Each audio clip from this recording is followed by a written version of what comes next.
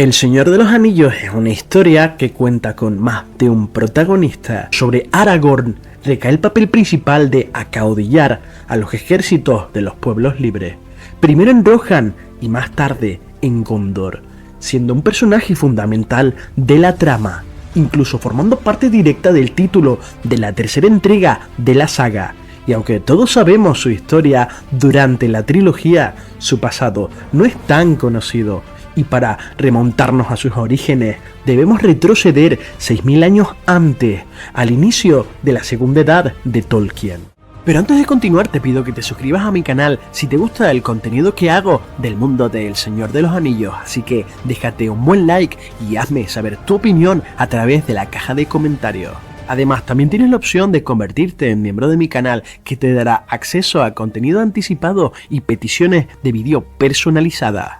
En el Silmarillion se nos explica que los hombres que lucharon contra Morgoth al final de la Guerra de la Cólera obtuvieron como premio de los Valar una isla que recibió el nombre de Númenor y que estaba situada al oeste de la Tierra Media, y el primer rey de los hombres de Númenor fue Elros, que era hermano gemelo de Elrond de Rivendell,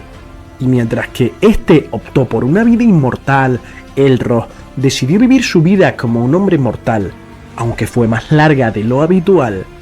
y Aragorn sería descendiente directo de Elros, y durante los 3000 años siguientes su linaje gobernaría Númenor, haciéndola brillar como una de las naciones más poderosas en su apogeo. Pero con el tiempo, los hombres de Númenor se rebelaron contra los Valar por culpa de las palabras envenenadas de Sauron, y pese a que Númenor fue destruida y sepultada en el fondo del mar, los fieles a los Valar escaparon del cataclismo, fundando los reinos en el exilio de Gondor en el sur y Arnor en el norte. Y así la descendencia de Elros sobrevivió a través de Elendil y sus hijos, Anarion e Isildur. Pero los siglos pasaron y la línea real se fue desvaneciendo, y en Arnor una lucha entre parientes provocó una división de 3 reinos menores que poco a poco fueron sucumbiendo por las fuerzas del rey brujo de Angmar, convirtiéndose en un puñado de montaraces Dúnedain. Y en el sur, el linaje real no tenía mejor suerte, puesto que Eärnur, el último rey de Gondor que había sido desafiado y humillado por el rey brujo en el pasado, ascendería al trono de Gondor, y tras recibir nuevamente el desafío del Nazgûl, marchó con una pequeña escolta a su encuentro en Minas Morgul, y nunca más se le volvió a ver, aunque antes de partir dejó la corona en la tumba de su padre. Tras la desaparición del rey, que no tenía herederos, y sin conocer con exactitud el destino de Eärnur, el senescal de aquel tiempo llamado Mardil tomó la decisión de asumir el mando del rey, convirtiéndose en el primer regente de Gondor con la fórmula de gobernar el reino hasta que retornara el rey. Los siglos pasaron y 26 senescales llegaron a ocupar el gobierno de Gondor, pero durante el último siglo de la tercera edad, de la unión de Gildraen y Arathorn, el último capitán de los Dúnedain del norte con sangre real, nacería Aragorn, el segundo de su nombre, y con apenas 2 años de edad perdería a su padre debido a una lucha contra los orcos, y su madre acudiría al único pariente vivo de su hijo para buscar ayuda y protección, y juntos llegaron a Rivendell, un valle escondido por un anillo de poder de los elfos, que portaba Elrond, hijo del legendario Eärendil y hermano del antepasado de Aragorn. Elrond entonces acogió con gran cariño a ambos y crió a Aragorn como un hijo, aunque al principio este no conocía sus derechos a los tronos de Gondor y de Arnor, y así fue durante muchos años, puesto que Elrond temía que Sauron se enterara de la existencia del último heredero de Isildur, y en su infancia Aragorn sería nombrado como Estel, que significaba esperanza, y durante 18 años permaneció en Rivendell, sin saberlo, bajo la sombra de su linaje. Con su 20º cumpleaños, Elrond decidió revelarle a Aragorn su identidad y le hizo entrega de unos objetos ancestrales, herencia de sus antepasados, como los trozos de la espada Narsil, la espada que había cortado el anillo de la mano de Sauron, y el anillo de Barahir, que el legendario Eren había portado en la Primera Edad y cuya mano había arrebatado un Silmaril a Morgoth. Ambos objetos representaban una prueba irrefutable del derecho al trono de Aragorn, y a partir de ese entonces los llevaría consigo en todo momento durante sus viajes, ganando un gran prestigio en la batalla. Poco después de conocer su destino, Aragorn transitó hacia los bosques, y como su antepasado Beren se encontró con una hermosa dama élfica de la que quedó enamorado. Ella era Arwen y era hija de Elrond. Aragorn viajó hacia el norte junto con el resto de su pueblo, los Montaraces del Norte, asumiendo su papel como 16º capitán de los Dúnedain, y esto le permitió conocer a un extraño personaje que era recibido con amor y con respeto por los elfos, y del que había oído hablar. Era un anciano de larga barba y túnica gris que portaba una vara. Un mago llamado Gandalf, que no tenía residencia fija en la Tierra Media y que prefería viajar por todo el oeste del continente, y nada más conocerse, pronto se hicieron fieles amigos, ya que compartían muchas de las preocupaciones sobre la protección de la Tierra Media, y llegaron a un acuerdo en el que los Montaraces del Norte vigilarían y protegerían la comarca, una distante región en la que habitaban los pacíficos hobbits, que tendrían gran importancia en El Señor de los Anillos. Pero la sombra de Sauron se extendía en el sur y Aragorn decidió viajar para aprender más sobre la Tierra Media y perseguir a los sirvientes del enemigo, de manera que durante 23 años se puso al servicio de los ejércitos de Rohan, donde gobernaba Zengel, padre de Theoden. Durante estos años también conoció el reino que estaba destinado a gobernar, y en Gondor puso su espada al servicio de Ecthelion II, padre de Denethor, con quien desarrollaría una gran rivalidad,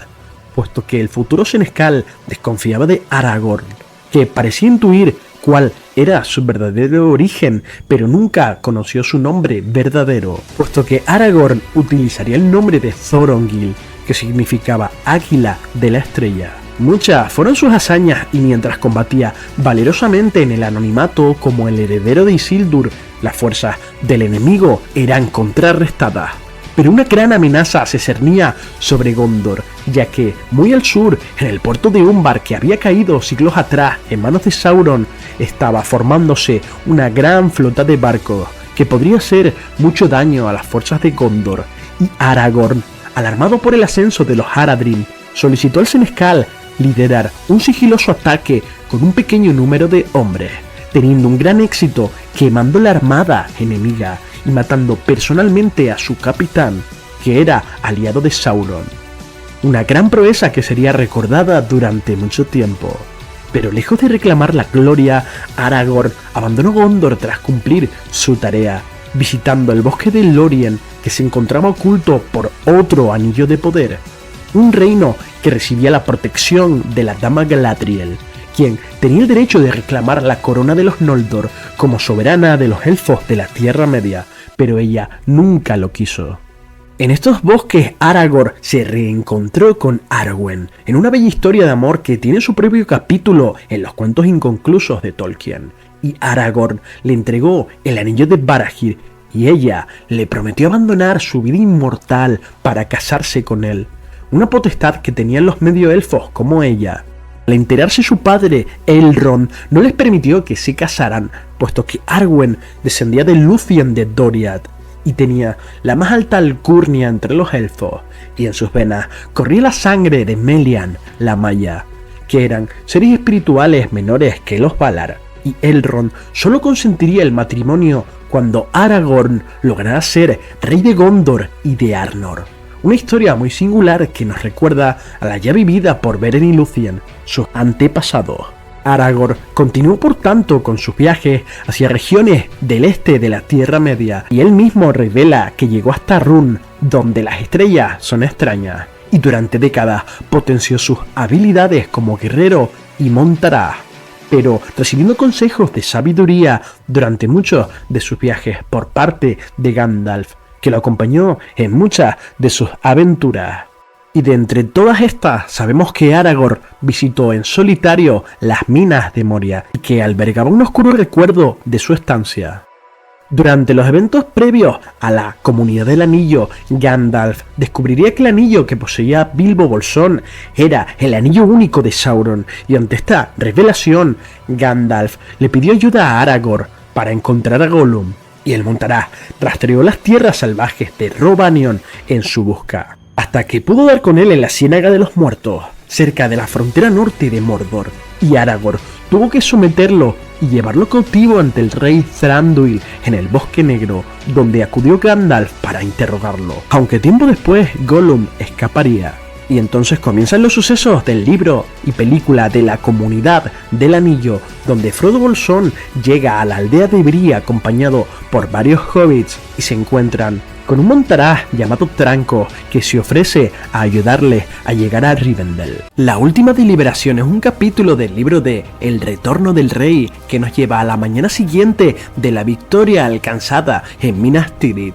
Al día siguiente de la batalla, Legolas y Gimli se encontraron y pasearon por las ruinas de Minas Tirith y juntos conversaron en las grandes reformas que aportaría cada uno de su pueblo a la reconstrucción, y Gimli ofrecería a Aragorn los servicios de los enanos de Erebor para convertir Minas Tirith en una ciudad todavía más grande de lo que era, mientras que Legolas opinaba que la ciudad necesitaba más jardines y que traería pájaros y árboles que no morirían. Y se encontraron entonces con Imrahil de Dol Amroth y recibió el mensaje de que Aragorn quería verlo para celebrar una deliberación junto con Gandalf y el rey Éomer de Rohan. Y allí estarían también los hijos gemelos de Elrond. Y mientras los generales debatían, Legolas y Gimli visitaban a Merry y Pippin en las casas de curación. Gandalf presidió el consejo y advirtió de la gravedad de las palabras del senescal Denethor antes de morir, que profetizó que durante un breve instante podrían triunfar en los campos del Pelennor, pero que contra el poder que se alza en el este no había victoria posible. Y aunque Gandalf no era partidario de que se hundieran en la desesperación como Denethor había hecho, sí resaltaba la verdad de sus palabras, puesto que el senescal tenía acceso a las visiones de la piedra vidente, una palantir que se encontraba en la ciudad y que ahora había sido arruinada por el fuego. Un artefacto que Fëanor había hecho en los tiempos de los días antiguos y que ni siquiera Sauron podía obligar a mentir con sus visiones, por lo que Denethor había visto las innumerables fuerzas que Sauron estaba aglutinando, reclutando aliados en el sur y en el oriente. Los capitanes se habían percatado de que las fuerzas combinadas de Rohan y de Gondor apenas habían contenido el primer ataque, pero la siguiente jugada de Sauron sería mucho más potente y Gandalf reconoció que Denethor tenía razón y que todo apuntaba a que las fuerzas del Señor Oscuro rebasaban ampliamente a los pueblos libres.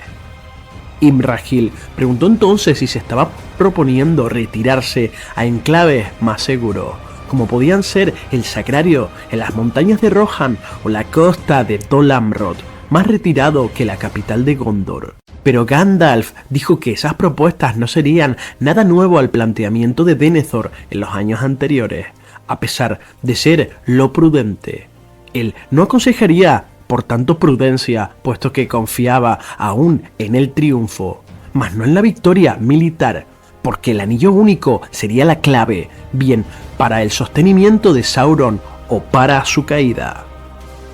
En este punto, si Sauron conseguía recuperar el anillo, se impondría de forma definitiva y rápida sobre la Tierra Media, y tan aplastante sería su triunfo que incluso podría ser para siempre, mientras durase el mundo de Arda. Pero si el anillo conseguía ser destruido, tenían la certeza de que Sauron caería, y tan humillante sería su derrota que nadie podría saber si volvería a alzarse, ya que con el anillo perdería gran parte de su poder, derrumbando todo lo construido por el anillo único, y el Señor Oscuro quedaría mutilado para siempre bajo la apariencia de un espíritu invisible que se atormentaba bajo las tinieblas, y jamás podría crecer en poder o adoptar otra forma. Y ellos tenían la responsabilidad de dejar una Tierra Media en paz, erradicando este mal para siempre. Sauron no conocía con exactitud la ubicación del anillo, tan solo que había sido encontrado, y bajo la sospecha de que se encontrase en Minas Tirith y que pudiera ser reclamado por alguno de los allí presentes con poder suficiente para utilizarlo. Aragorn entonces ratifica las sospechas de Gandalf, puesto que antes de partir de Rohan se mostró ante Sauron con la Palantir de Orthanc, revelándose como el heredero de Isildur y desafiándole, y como ya contaban 10 días desde que Frodo había partido desde Rauros en dirección a Mordor, Aragorn vio conveniente provocar a Sauron para que Frodo tuviera un paso seguro hacia su destino. Pero el Montaraz confiesa que Sauron atacó mucho más rápido de lo que él esperaba y que probablemente de haberlo sabido no lo hubiera hecho, pues apenas había llegado a auxiliar a Minas Tirith en el último momento. Gandalf afirma que pese a todo, Sauron no estaba seguro de que el anillo estuviera en Gondor, y en caso de que fuera así, los poderes del anillo no podrían ser dominados en un solo día para manejar la grandeza y totalidad de su poder, y que sin duda Sauron podría estar esperando que utilizaran el anillo contra él, como Boromir pretendía, y que en ese momento de discordia entre aquellos que pretendían reclamarlo, Sauron podría aprovechar y manipularlo a través del anillo.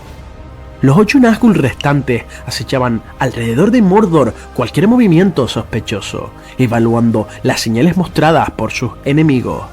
Una espada que se creía rota y que volvía a ser reforjada para destronar a Sauron.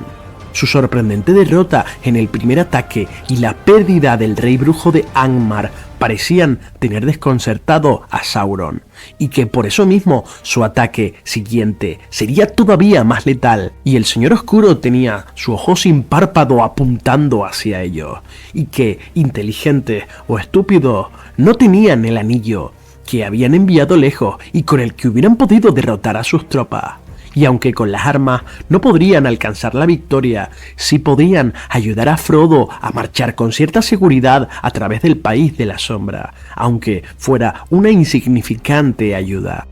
El plan, por tanto, sería avanzar hacia Sauron y atacarle hasta el final con todo lo que tenían, para que las defensas de Mordor quedaran vacías y no quedara un solo orco en Gorgoroth que pudiera apresar a Frodo y a Sam, por lo que servirían de cebo para tal propósito. Y aunque el destino les aguardase una cruel muerte en la Tierra Negra y el anillo llegase a ser destruido, puede que ellos no vieran la nueva era de paz que les sobreviniera, pero era mejor morir así que esperar sabiendo que no verían una nueva edad del mundo.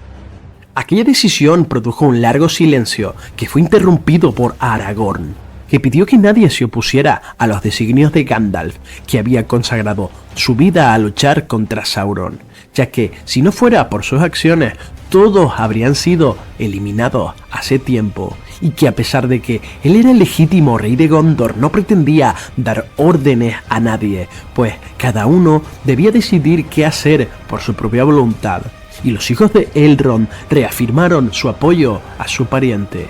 Y Éomer, que consideraba a Aragorn como un hermano que había socorrido y ayudado a su pueblo, reivindicó el juramento de Eorl y prometió que los jinetes de Rohan no dudarían en acudir a la batalla. Finalmente, Imrahil, señor de Dol Amroth y general más importante de Gondor en ausencia del Senescal, prometió fidelidad a Aragorn como a su rey. Quisiera o no reivindicar sus derechos y que sus deseos eran órdenes para él, pero que debían de meditar con prudencia las acciones a tomar, puesto que debían de estar preparados para cualquier final, porque si todavía podían triunfar sobre Sauron, Gondor debía de perdurar para no retornar a Minas Tirith y encontrar una ciudad devastada e irrecuperable, puesto que sabían por los Rohirrim que todavía quedaba un ejército enemigo amenazándoles desde el norte, además de las tropas que habían en Mordor. Gandalf coincidió y aconsejó no dejar las ciudades protegidas, puesto que no era necesario en realidad llevar una gran fuerza hasta Mordor, solo lo necesario para que Sauron los tomara en serio, y que en los próximos 2 días reunirían a las tropas convenidas. Y aunque muchos feudos del sur ahora eran libres de enviar tropas y que Minas Tirith quedaría mejor protegida que cuando fue atacada. Sus puertas habían sido destruidas y Aragorn planeó que si lograban la victoria haría llamar a los enanos de Erebor para reconstruir la puerta. Y durante la cuarta edad del sol, los enanos construirían unas fabulosas puertas de Mithril. Ningún enemigo pudo derribar jamás. Serían en total unos 7000 hombres los que serían llevados hasta la Puerta Negra, pero los mejores jinetes con sus cabalgaduras defenderían el camino del oeste de posibles enemigos. Y pronto enviaron exploradores hacia Osgiliath y Minas Morgul para conocer los movimientos del enemigo. Tras 2 días, los informadores regresaron para contar que ningún orco había sido visto en los caminos, y algunos propusieron atacar Minas Morgul como primer objetivo, pero Gandalf se había opuesto, ya que conocía que el valle estaba plagado de maleficios, con los que mentes sanas podían enloquecer de terror. Además, Faramir le había dicho anteriormente que Frodo había ido hacia el paso de Cirith Ungol, por lo que debían de desviar la atención de Sauron. Y entonces Aragorn y Gandalf se adentraron hasta la entrada del Valle de Morgul y contemplaron con horror la ciudad inmunda, que se encontraba sin vida y en silencio, vacía ya de orcos que habían perecido en la batalla de los campos. Y no había rastro de ninguno de los Nazgûl, pero el aire era pesado y maligno, y para que Sauron no enviara tropas desde allí, destruyeron el puente e incendiaron sus campos y regresaron. Uno de los personajes más importantes de la historia de la Tierra Media, Galadriel, Dama de la Luz y portadora tanto de la luz de Eärendil como del anillo Nenya, uno de los grandes anillos de poder. Galadriel aparece en las novelas más importantes de la obra de Tolkien, como son El Silmarillion y El Señor de los Anillos, y se nos cuenta que es una poderosa hechicera elfa, hija de Finarfin y Eärwen, hermana de Finrod, Orodred, Angrod y Aegnor. Pero para la obra del Señor de los Anillos, su descendencia también es importante, dado que es la abuela de Arwen, por lo que el hijo del rey de Aragorn de Gondor, Eldarion, llevaría la sangre tanto de Elrond como de Galadriel. En los relatos de los días antiguos se nos dice que era una elfa de la realeza, descendiente de 2 de los clanes de los Altos Elfos, llamados así porque fueron aquellos que vieron la luz de los 2 árboles de Valinor, siendo heredera de los más poderosos clanes de los elfos, como son los Noldor y los Teleri. La primera mención dentro de la obra de Tolkien que encontramos sobre ella data del año 1968. Recogida posteriormente en el texto de los pueblos de la Tierra Media, narra cómo la luz de los 2 árboles de Valinor quedaría reflejada en el pelo de Galadriel, y tal era su belleza y resplandor que el rey Fëanor, al contemplarla, se sentiría inspirado para crear los Silmarils y guardar dicha luz en aquellos objetos. Y vemos como en la adaptación cinematográfica de La Comunidad del Anillo de Peter Jackson, la luz de estos árboles queda reflejada en los ojos de Galadriel. En este texto inicial en el que se la menciona, nos cuenta su infancia, ya que desde temprana edad tenía la sorprendente habilidad de penetrar en la mente de otros, y se la describe como una de las elfas más altas de entre los Noldor, con un cuerpo y una voluntad fuertes, equiparándose a las mejores atletas, siendo la más grande de todos los Noldor en sabiduría y grandeza. En la novela del Señor de los Anillos, Tolkien nos ofrece otra descripción de Galadriel, en la que aporta más datos sobre su apariencia física. Muy altos eran, y la dama no menos alta que el señor, vestidos de blanco. Los cabellos de la dama eran dorados, pero no había rastro de vejez en ellos, excepto quizás en lo más profundo de sus ojos, pues estos eran penetrantes como lanzas a la luz de las estrellas, y sin embargo profundos como pozos de recuerdo. Galadriel pasaría gran parte de su vida en Valinor, y el relato más antiguo de ella cuenta que era la líder de la rebelión de los elfos Noldor, y que su huida de Valinor se debió a su deseo de gobernar algún día un reino propio en la Tierra Media. Tras esta huida, Galadriel tendría su residencia en Doriath, el principal reino de los elfos Sindar de Beleriand durante la Primera Edad. Aquí conocería a Celeborn, con el que contraería matrimonio. Antes del hundimiento de Beleriand, Galadriel se trasladó a Eriador junto a su marido y habitaron en el bosque de Lothlórien hasta el fin de la Tercera Edad del Sol.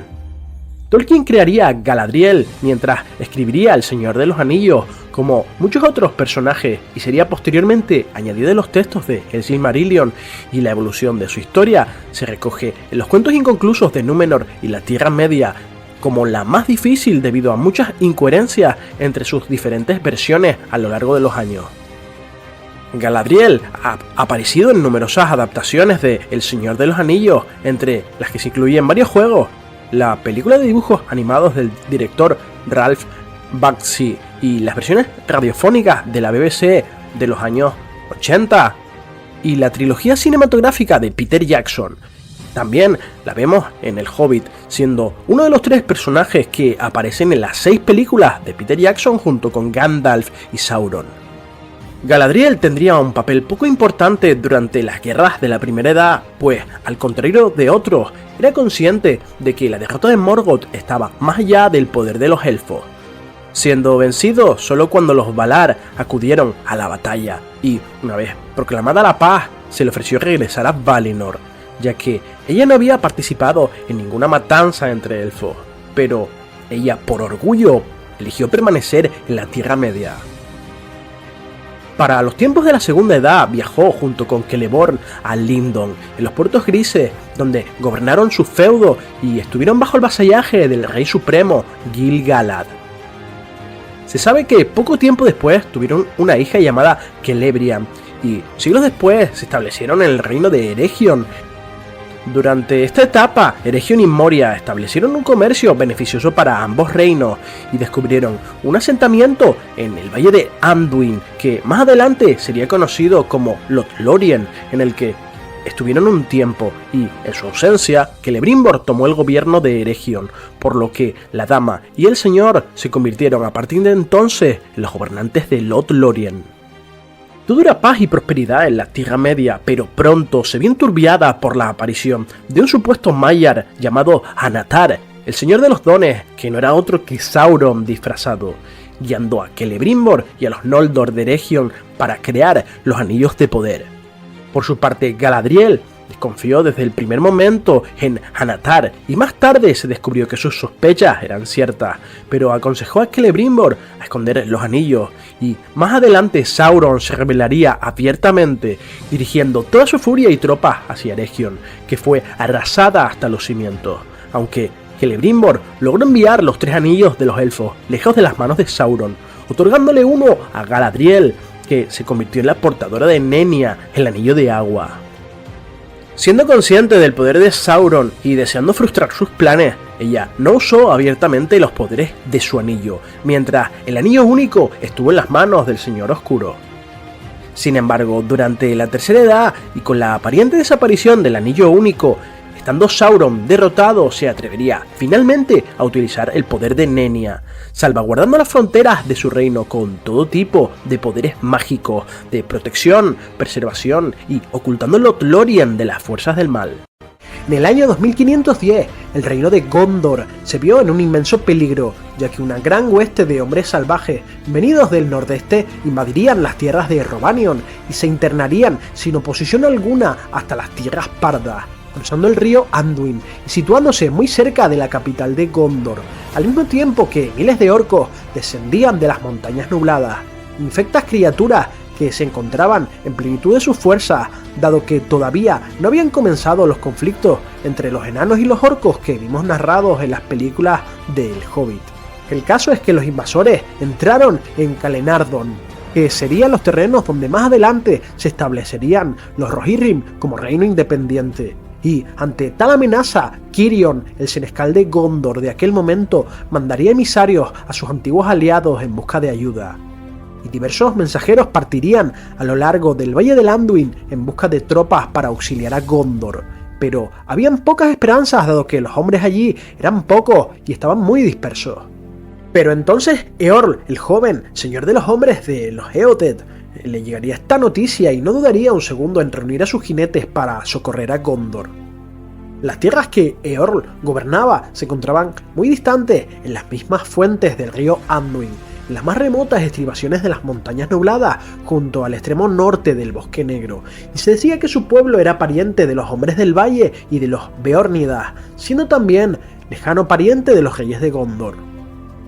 Este pueblo amaba a los caballos como si fueran sus hijos y tenían una destreza sin igual como jinetes, aunque se sentían algo apretados en aquellos territorios puesto que habían aumentado mucho en número. Fue entonces cuando Eorl partió hacia el sur con un total de 7000 jinetes armados y varios centenares de arqueros, y a su paso por Dol Guldur, Eorl desvió tropas hacia el oeste para evitar cualquier ataque y cerrarle el paso a una posible retirada de estos hombres salvajes, recibiendo entonces una inesperada ayuda, ya que al enterarse del peligro que corría Gondor, la dama Galadriel de los elfos envió una espesa niebla desde el bosque de Lothlórien para ocultar al ejército de Eorl, por lo que a su llegada a Calenardor, lugar donde se establecía el ejército enemigo, los jinetes sorprendieron a sus rivales. Y así llegó la batalla del campo de Celebrant, en un inmenso valle de tierra verde en el que las escasas fuerzas de Gondor todavía resistían y se encontraban aislados de recibir refuerzos desde el sur, y habían perdido ya toda esperanza. Pero Eorl llegó con su gran ejército por la retaguardia y masacraría a los enemigos, y se dice entonces que se produjo una gran matanza en la que los invasores fueron dominados por el pánico, y Eorl y sus jinetes alcanzarían la victoria y la gloria eterna, decantando la guerra a favor de Gondor. La noticia llegaría entonces a oídos de Cirion el Senescal, que viajaría raudo a Calenardor para recompensar a Eorl por la ayuda prestada, regalándole estas tierras a su pueblo para siempre, que pasaría a llamarse entonces la Marca en el idioma de los Rohirrim, y Rohan para el resto de la Tierra Media. Y poco después, Eorl pronunciaría su famoso juramento, que 500 años después cumpliría Theoden para auxiliar a sus aliados ante el ataque de Sauron a Minas Tirith. Eorl el joven, por tanto, sería coronado como el primero de los señores de los caballos, y durante siglos los jinetes serían regidos por sus propias leyes y normas, siempre prestando auxilio a Gondor cuando fuera necesario. No se sabe mucho más de ella durante la Tercera Edad, pero es después de la formación del Concilio Blanco, en el 2463 de la Tercera Edad, cuando su figura cobraría importancia, ya que por primera vez da un paso adelante y se pone al frente de la lucha contra Sauron, siendo uno de los peores enemigos del Señor Oscuro a partir de ese momento, y desempeñando un papel fundamental conspirando contra el Señor de Mordor, que tras ser expulsado de Dol Guldur, Galadriel desde Lórien mantendría una vigilancia constante sobre las regiones cercanas hasta comenzar la Guerra del Anillo, momento en el que recibiría la compañía del Anillo tras el escape de Moria. Cuando Frodo y sus compañeros llegan a Caras Galadon, la capital del reino, Galadriel permitiría a los hobbits, Frodo y Sam, mirar a través de su espejo, permitiéndoles ver posibles acontecimientos del futuro, a la vez que Frodo la tentaría con darle el anillo único, y ella, por un momento envuelta por la codicia del anillo, llegando a presentar una imagen de sí misma, siendo corrompida por el anillo único, declararía las siguientes palabras: en el sitio del Señor Oscuro instalarás una reina, no oscura, sino hermosa, y traicionera como el mar, más fuerte que los cimientos de la tierra, y todos la amarían y desesperarían. Pero finalmente volvería a su forma original, declarando que había pasado la prueba al no aceptar el anillo, y que aceptaría su destino y volvería a Valinor, ya que el futuro de la Cuarta Edad de la Tierra Media sería del dominio de los hombres y el menguar de los elfos. Antes de que la Comunidad del Anillo partiera hacia Mordor, ella le entregó a cada miembro un regalo y una capa con un broche élfico de Lórien, además de botes y suministros. Se da la peculiaridad que Gimli, que había quedado prendado de su belleza, le pidió un mechón de su cabello dorado, como herencia de su casa, y ante sorpresa de todos, ella le regalaría generosamente no uno, sino 3, que tras la aventura del anillo, Gimli los guardaría en una urna de cristal para protegerlos. A Sam le dio una caja que contenía una semilla de Malorn y una caja de tierra para su jardín. A Aragorn le dio una piedra verde de plata y una vaina para su espada Andúril. A Boromir le entregó un cinturón de oro y pequeños cinturones para Merry y Pippin. Legolas sería obsequiado con un largo arco de los Galadrim, mientras que Frodo recibiría un frasco mágico con la luz capturada de la estrella de Earendil, sin la que los hobbits no hubieran podido atravesar la cueva de Eyal Araña en el paso de Cirith Ungol. Sin embargo, Galadriel dudó sobre la supuesta muerte de Gandalf, así que convocó a Gwaihir, señor de las águilas, para que acudiera a buscar al mago, encontrándole en el pico Celebdil, y ella le devolvería la salud y le vestiría de blanco, y le nombraría el nuevo líder del concilio y de la Orden de los Istari, en sustitución de Saruman. Durante los sucesos del retorno del rey, Galadriel enviaría un mensaje a Aragorn en el que le aconsejaría adentrarse en el Sendero de los Muertos, convocando a los Montaraces del Norte y a las tropas de Aragorn, haciendo que descendieran hasta Rohan para apoyarle. Además, para que Sauron no descargara toda su furia sobre Gondor, convocaría a sus propios ejércitos de Lórien para asediar los asentamientos de Sauron en el norte. Aunque, a pesar de esto, Sauron sí lograría atacar las ciudades del lago y la montaña solitaria, e incluso Lórien sería asediada 3 veces. Pero los ejércitos de Dol Guldur fueron rechazados y derrotados, debido al valor de los elfos y al anillo de poder de Galadriel, que se dice que tan solo Sauron en persona, con el poder del anillo único, sería capaz de penetrar en su reino.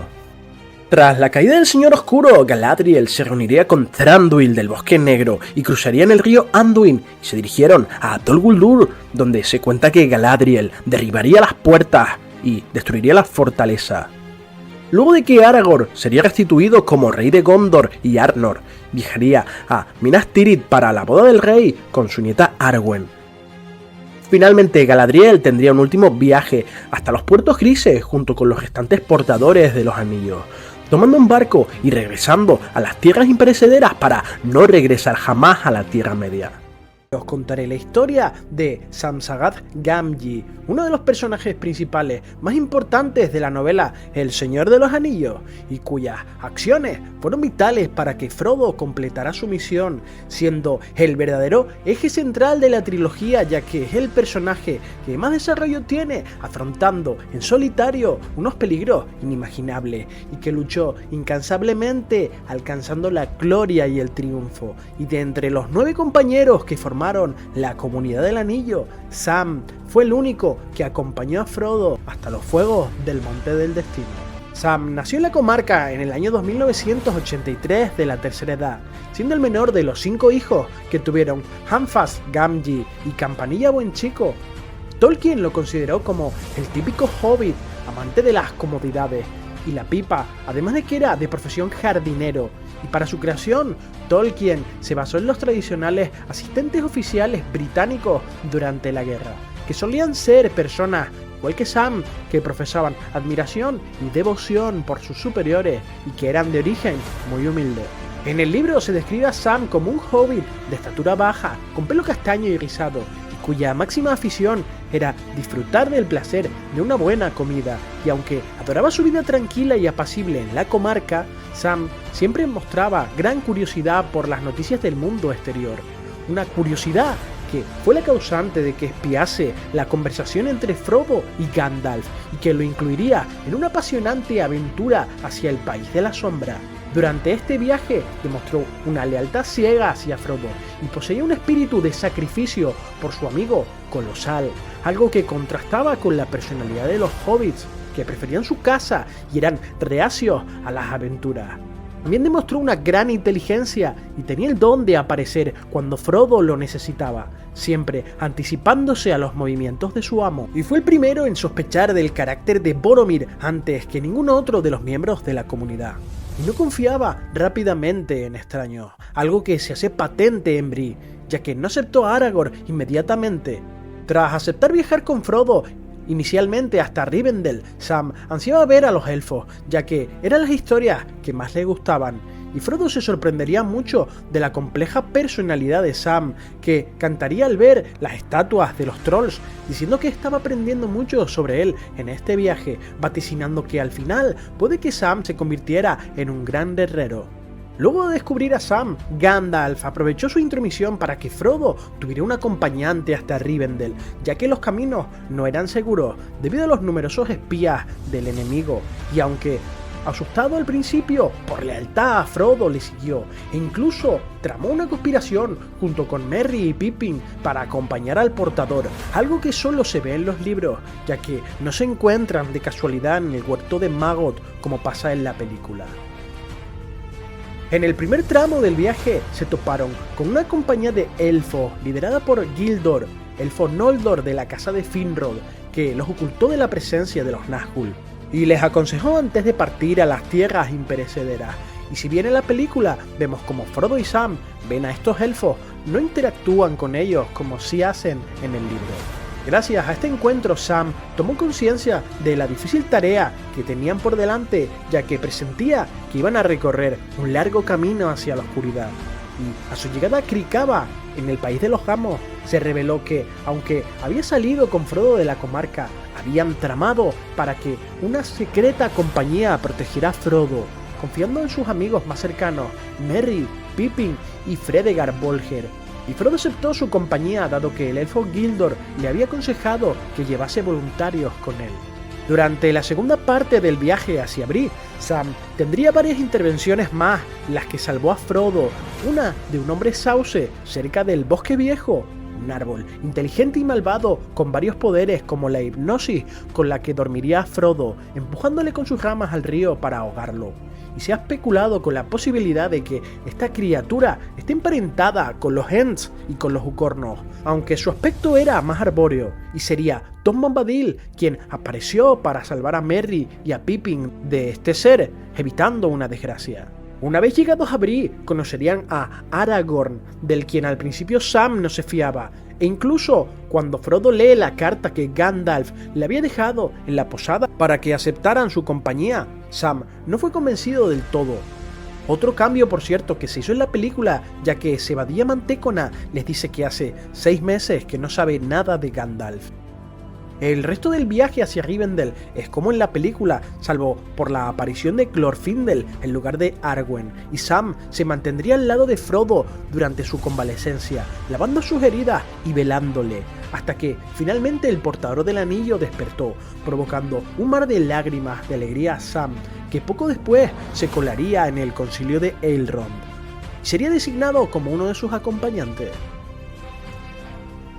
Una vez formada la Compañía del Anillo, Sam se volvería un infatigable compañero, siempre estando alerta de peligro y aprendiendo más sobre los elfos y los enanos, así como los antiguos reinos del pasado por los que iban recorriendo, conduciendo a Bill, el pony, que los había acompañado desde Bree. Y durante varias jornadas la comunidad no encontró ningún peligro. Sin embargo, al entrar en Acebada, las antiguas tierras élficas de Eregion fueron rodeados por una manada de lobos, y el hobbit desenvainó su espada valerosamente para defender a Frodo, incluso calmando a Pippin, que se había asustado enormemente. Ante las puertas de Moria dejaría libre al pony, ya que no podía atravesar las cuevas, pero cuando el guardián del agua los atacó y tomó a Frodo, el primero, tuvo una rápida acción atacando con cuchilladas al tentáculo de la bestia, y Sam arrastró a Frodo hacia el umbral de la mina, y tras derrumbarse la entrada, la comunidad entró en la inmensa oscuridad de Moria. Sam pelearía valientemente durante el ataque de los orcos y un troll en la cámara de Masalbur, matando a varios enemigos, y aunque recibiendo una herida en la cabeza de una flecha, sería curado por Aragorn con hojas de reyes, pero una gran tristeza lo llenaría cuando vio caer a Gandalf por el abismo junto con el Balrog.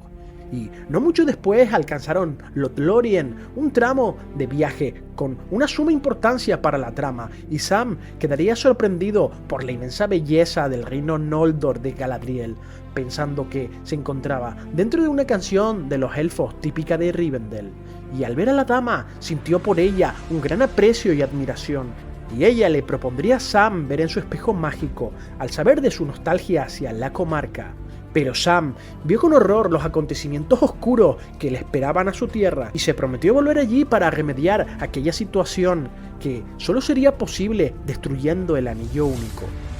Sobre esta visión de la comarca desolada, he de decir que fue real, ya que en el capítulo de El saneamiento de la comarca durante el libro del Retorno del Rey, los hobbits regresan encontrándose su país patas arriba, obra de Saruman, que fue expulsado de la Orden de los Magos, y Sinbara había tramado un plan para arruinar el esplendor de la comarca, aunque sabemos que en una escena eliminada del Retorno del Rey, Saruman muere a manos de Grima, pero eso solo en la película, por lo que tras derrotar a Saruman se daría oficialmente fin a la Guerra del Anillo.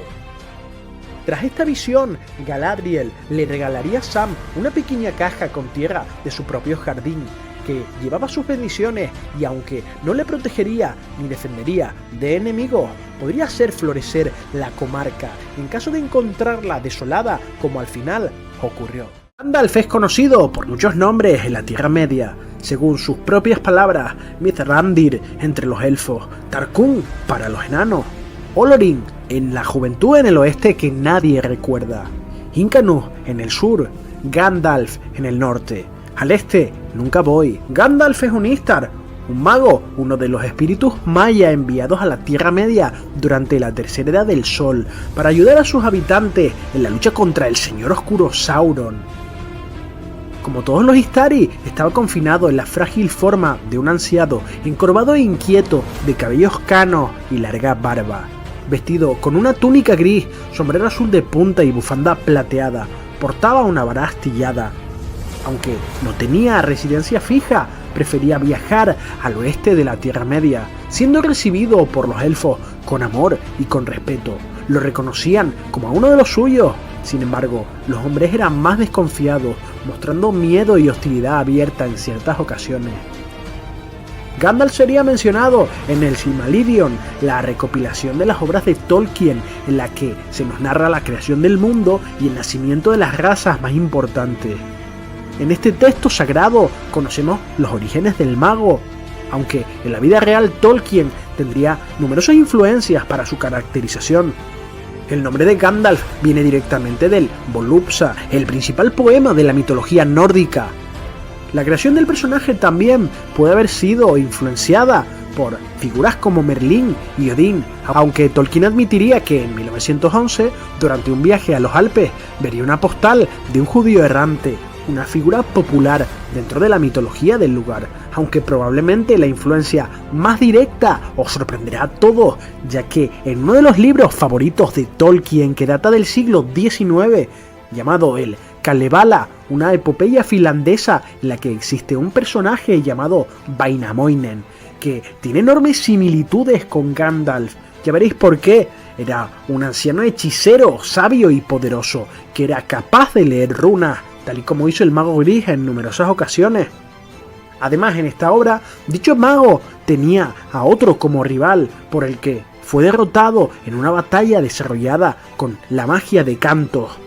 donde su poder residía en sus voces, idea con la que Tolkien finalmente desarrollaría más adelante a Saruman. El mago Vainamoinen sería rescatado por una gran águila tras su derrota, casi idéntico al escape de Gandalf en Isengard durante la Comunidad del Anillo.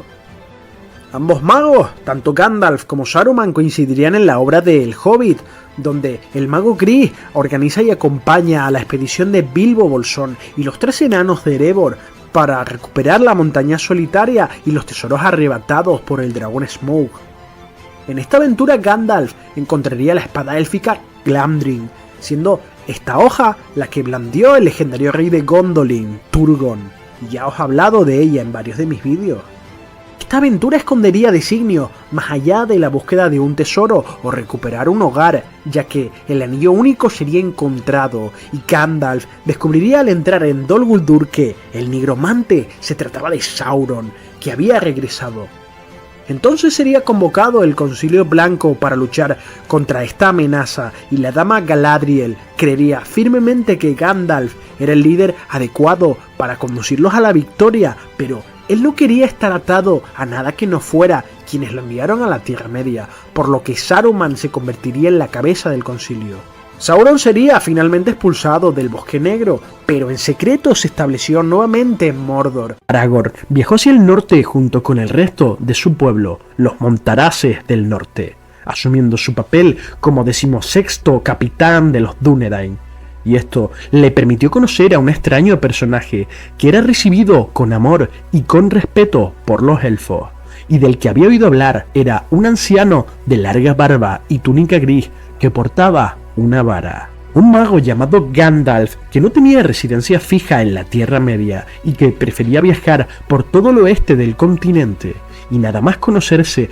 pronto se hicieron fieles amigos, ya que compartían muchas de las preocupaciones sobre la protección de la Tierra Media. Y llegaron a un acuerdo en el que los Montaraces del Norte vigilarían y protegerían la comarca, una distante región en la que habitaban los pacíficos hobbits, que tendrían gran importancia en El Señor de los Anillos. En el Concilio de Elrond se trazaría un plan para decidir el destino del Anillo Único de Sauron, formándose una Comunidad del Anillo con 9 caminantes que se opondrían a su vez a los 9 Nazgûl. Gandalf lideraría esta expedición hacia Mordor, que vería frustrado su avance de cruzar las montañas nubladas por una fuerte nevada, viéndose obligado a tomar el camino bajo la montaña, adentrándose en las peligrosas minas de Moria, que antaño fue el reino enano más próspero de la Tierra Media. Pero esta prosperidad terminaría cuando, cegados por la codicia, los enanos excavaron en lo más profundo y despertaron a un demonio del mundo antiguo que llevaba durmiendo desde la primera Edad del Sol. Un Balrog, un Maiar corrompido que, tras la destrucción de la fortaleza de Thangorodrim y con el final de la Guerra de la Cólera, se refugiaría en el interior de las montañas nubladas, permaneciendo allí miles de años hasta ser importunado. Fue entonces cuando Moria vio su perdición, dado que el Balrog expulsaría a los enanos de su reino, y después de eso tan solo hubo oscuridad en Khazad Dûm. Esta misma oscuridad fue la que encontró la Compañía del Anillo, que descubriría la tumba de Balin y sería emboscada en la Cámara de los Registros, pero lograría sobrevivir y Gandalf les ordenaría salir de la cámara por una puerta secundaria que no vimos en la película, protegiéndolos a todos de un posible regreso de los orcos, sellando con un encantamiento la puerta. Pero algo entraría en la cámara y con un contramaleficio trataría de contrarrestar el conjuro de Gandalf, que tuvo que pronunciar un mandato mágico que haría sepultar la tumba de Balin para siempre, haciendo que Gandalf rodara escaleras abajo, pero sacaría fuerzas para seguir guiando a la compañía, hasta que las cámaras inferiores encontraron el puente de Khazad Dûm y comenzaron a atravesarlo hasta la llegada de esta criatura diabólica. Aquí sería cuando Gandalf, lejos de amedrentarse, le haría frente, cerrándole el paso y diciéndole: «No puedes pasar. Soy un servidor del fuego secreto, administrador de la llama de Anor. Tu fuego oscuro es en vano, llama de Udún. Regresa a la sombra». Estas palabras entrañarían un curioso mensaje, ya que esa llama de Anor de la que habla Gandalf y de la que dice ser portador podría hacer referencia al anillo Narya, el anillo de fuego, uno de los 3 anillos de los elfos que portaba en ese momento. En todo caso, el Balrog desvainaría su espada roja y su látigo y se lanzaría al ataque, pero Gandalf le paró el golpe de su espada con Glamdring, la espada élfica, y pronto ambos caerían a las profundidades durante un tiempo hasta que alcanzaron el fondo de aguas heladas de Moria. Mientras los restantes 8 miembros de la compañía huirían de Moria con un profundo dolor y tristeza por perder supuestamente a Gandalf, ambos contendientes continuarían con su batalla. El agua había apagado el fuego del Balrog, pero no su furia y tampoco su fuerza, y aunque Gandalf lo doblegó con la espada de Gondolin, el Balrog huiría por unos pasadizos oscuros no construidos por la mano de ningún hombre o enano. El mago lo seguiría ya que sabía que la criatura conocía bien estos caminos y que al seguirle era su única posibilidad de salir. Finalmente ambos llegarían a la escalera interminable, una larga escalinata construida por el rey enano Durin I, hasta llegar a la cima de Sirak Sigil. Se produciría la batalla en la que ambos contendientes lucharon hasta la extenuación, y aunque el Balrog recuperó su llama y quemó al mago, él lo heriría con su espada. Ambos lucharían durante 5 días terribles, hasta que Gandalf saldría victorioso, esparciendo sus restos por la ladera de la montaña. Pero el mago llegaría a su límite y su cuerpo quedaría tendido sin vida, pero este no sería el final de Mithrandir. Su espíritu viajaría más allá del mar hasta llegar a las tierras imperecederas, donde es fortalecido y enviado de vuelta a la Tierra Media para continuar su lucha contra Sauron. Siendo encontrado y recogido por Waihir, señor de los vientos, ha sido allí enviado por la dama Galadriel ante la noticia de su supuesta muerte. Una vez llevado a Lothlórien, Gandalf sería vestido de blanco con el atuendo de los más altos, convirtiéndose en Gandalf el Blanco, eligiendo este color porque su destino era reemplazar a Saruman, que se había aliado con Sauron. Poco después, Aragorn, Legolas y Gimli se encontrarían con Gandalf en el bosque de Fangor y viajarían juntos a Edoras para liberar al rey Theoden de la postración a la que Saruman le tenía sometido y para instarlo a tomar las armas y el liderazgo de su pueblo. Esto llevaría al pueblo de Rohan a tomar partido en la Guerra del Anillo, aunque esto forma parte de otra historia. El misterioso personaje Tom Bombadil, que aparece en el libro de la Comunidad del Anillo, concretamente en el capítulo de Niebla en la Quebrada de los Túmulos, que conecta precisamente con el cuarto capítulo de Anillos de Poder, ya que no solo se nos presenta a Bombadil, sino también a los tumularios, espíritus malignos que se despiertan de las tumbas y que custodian las quebradas de los túmulos, entes espectrales que se encuentran con el grupo de Frodo antes de llegar a Bree y que son omitidos en la película. Tom Bombadil, que significa en Sindarin el más viejo y el que no tiene padre, fue creado por Tolkien como un enigmático personaje que aparece en un poema narrando sus aventuras. Lo describe como un viejo de aspecto alegre, de chaqueta azul brillante y botas amarillas, llevando en su alto sombrero una pluma de ala de cisne. Como digo, aparece en este libro del Señor de los Anillos, la Comunidad del Anillo, y asiste a Frodo, a Sam, a Merry y a Pippin en su periplo fuera de la comarca, y si bien su origen y naturaleza continúan siendo un misterio a día de hoy, una cosa está clara y es que Bombadil mantiene una relación muy especial y cercana con la naturaleza. Tom vivía junto con su esposa, Valla de Oro, en una casa junto a una colina entre el bosque viejo y las quebradas de los túmulos, y a esta zona Tom la llamaba su país, y no solía cruzar sus fronteras, aunque sabemos que salió de ahí para visitar al granjero Maggot en la comarca, y para ponerse al corriente con Cebadilla Mantécona en la posada del Bree del Pony Pisador. El origen de Tom es incierto, pero según dice él mismo, ya vivía en la Tierra Media antes de que Morgoth llegara a ella, y que Beleriand desapareciera bajo los mares. Esto puede significar que ya se encontraba en ella antes incluso de la llegada de los Valar, de entre los cuales Morgoth, también conocido como Melkor, fue el primero en llegar a Arda. Además, Tom afirma en la Comunidad del Anillo que estaba ahí antes que el río y que los árboles, y decía recordar la primera gota de lluvia y la primera bellota.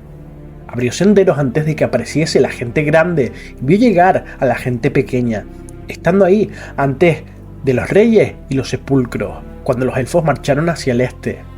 Tom ya estaba ahí antes de que los mares se replegaran y conoció la oscuridad bajo las estrellas antes de que apareciera el miedo, antes de que el Señor Oscuro viniera de las tierras lejanas. No se sabe muy bien qué rol o importancia tuvo en las primeras batallas de la primera y segunda edad de la Tierra Media, pero sabemos que fue testigo de todas ellas y presenció la destrucción de la mayoría de los bosques que antaño cubrían la Tierra Media. Tampoco se sabe muy bien el nivel de interacción que tuvo con los demás pueblos libres, pero en algún momento se convirtió en un icono folclórico entre elfos, hombres y enanos.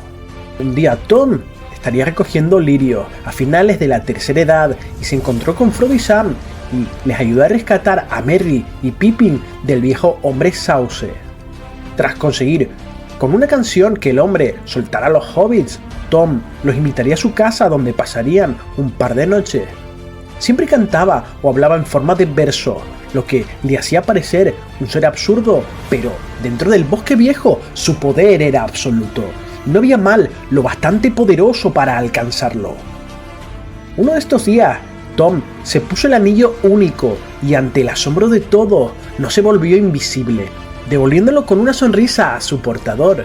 Y Tom les aconsejó antes de partir que debían dirigirse al gran camino del este, pero los hobbits acabaron perdidos y desorientados en la niebla y serían capturados por estos espectros llamados tumularios que vemos en el capítulo 4 de Anillos de Poder. Y Frodo cantó la canción que le enseñó Bombadil y este acudiría a su ayuda y liberaría a los hobbits. Tom les proporcionó entonces armas de las propias tumbas de los tumularios. Muchos elfos de Rivendell, como Elrond o Erestor, también Gandalf, quisieron que Tom asistiese al concilio de Elrond, pero no le invitaron debido a que supusieron que no se desplazaría más allá de sus fronteras. Y durante este concilio, una opción sugerida fue entregarle el anillo a Tom Bombadil, ya que era inmune a su poder. Pero esta idea fue rechazada, ya que, aunque el anillo no podía corromperlo, Tom podía no tener el poder suficiente para protegerlo de Sauron o para destruirlo. Y en cualquier caso, no parecería que fuera a ser un guardián muy atento. Y tras la Guerra del Anillo, Gandalf fue a visitar a Bombadil, pero nadie sabe con certeza qué ocurrió y qué hablaron entre ellos. Hay muchas teorías sobre su origen, pues sabemos que ama la naturaleza sobre todas las cosas y que puede controlarla gracias a sus versos. Por tanto, su naturaleza a día de hoy sigue siendo un motivo de misterio y discusión entre los fanáticos del Señor de los Anillos. Algunos plantean la posibilidad de que se trate de uno de los Valar, ya que Tolkien explica que los Valar responden a muchos nombres, y parece probable que el poder de uno de ellos fuera suficiente para que el anillo único no tuviese influencia sobre él. Algunos creen que podría tratarse de Orome, el Valar que se relaciona con la tierra. Otro punto a favor de esta teoría es la apariencia de la esposa de Tom Bombadil, Valla de Oro, que ostenta los atributos de Vana, una de las Valar femeninas que es esposa de Orome. Otros especulan con que se podría tratar del propio Aule, el Vala hacedor de los enanos.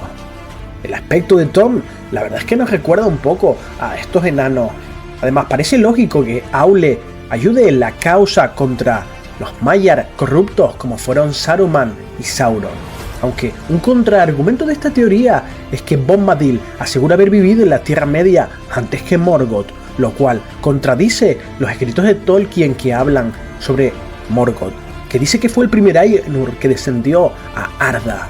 Otra teoría también podría ser que Tom Bombadil fuera un Maiar, espíritus primigenios, pero de menor poder que los Valar.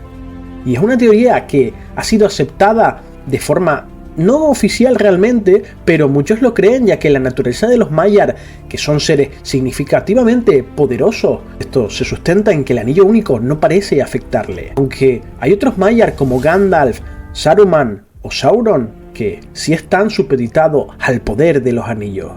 Aunque esto podría quizás indicar que si Tom fuera un Maiar sería más poderoso que Sauron. Pero yo creo que esta teoría no es verdad, ya que Elrond en el libro dice que ni siquiera Bombadil podría resistir el poder de Sauron restablecido. De entre sus nombres élficos se dice que es el más viejo y el que no tiene padre, y algunos han llevado incluso a plantearse con la posibilidad de que en realidad pudiera ser Eru Ilúvatar, el creador del mundo. Y hay una frase que le dice a Frodo en el libro, dice: "Soy el que soy". Una cita bíblica de Yahvé que podría estar conectado con su verdadero origen. No obstante, esta teoría de que Bombadil pueda ser Eru Ilúvatar ha sido refutada formalmente por Tolkien, quien negó que existiese ninguna reencarnación de Eru dentro de la Tierra Media. Negó también que esa frase aduciera a esta referencia bíblica. También es posible, según los cuentos perdidos, que sea un espíritu que no pertenece al mundo. Una teoría que yo la verdad es que creo bastante, perteneciendo a una naturaleza etérea de uno de los seres que están conectados con la naturaleza y que no se pueden ver afectados por los poderes del anillo. Otra teoría sostiene que simplemente Bombadil es un tipo de representación personificada de la propia naturaleza y espíritu de la Tierra Media. Y hay una última teoría que defiende la posibilidad de que Bombadil represente al mismísimo Tolkien en sus libros, ya que Tolkien tenía el mismo carácter campechano que corresponde con la imagen de Bombadil, siendo una personificación de sus gustos o ideas personales, o un reflejo de sí mismo o de quien él deseaba ser. Aunque yo creo realmente que Tolkien lo puso ahí como un enigma intencional, inclasificable dentro de su propio mundo imaginario de la Tierra Media. Un dato curioso es que Bombadil no aparece en ninguna de las 3 películas dirigidas por Peter Jackson, ya que él alegó que no era necesario para la historia. Y tampoco lo hacen ninguno de los hechos narrados en la novela sobre el Bosque Viejo en la primera película. Sin embargo, en la versión extendida, Las Dos Torres, se incluyó una escena muy similar al de El Hombre Viejo, Sauce, del que os comentaba al principio, pero esta escena se traslada a Fangor y lo protagoniza un Ucorno, que es un ser diferente a un viejo hombre sauce. Y en esta escena, el que canta para liberar a Merry y Pippin no es Tom Bombadil, sino Barbol.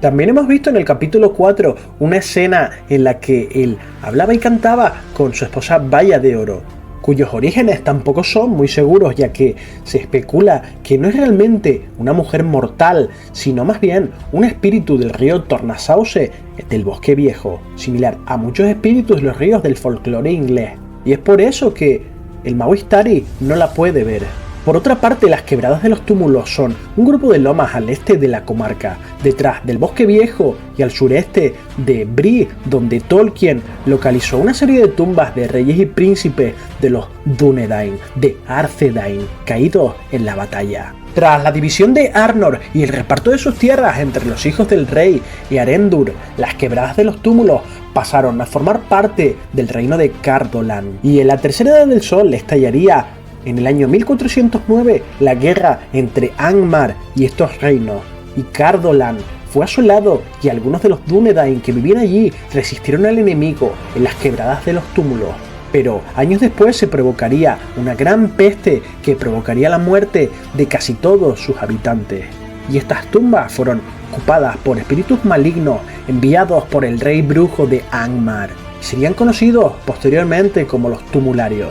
Y durante la búsqueda del anillo único por parte de los Nazgûl, a finales de la Tercera Edad del Sol, en los hechos que se ven en la película de la Comunidad del Anillo, el rey brujo visitó las Quebradas de los Túmulos por varios días, y todos los espíritus malignos de estas tumbas despertaron y montaron guardia tanto allí como en el Bosque Viejo. Y poco tiempo después, Frodo Bolsón sería atrapado en un túmulo por estos seres, y solo la ayuda de Tom Bombadil pudo salvarlo.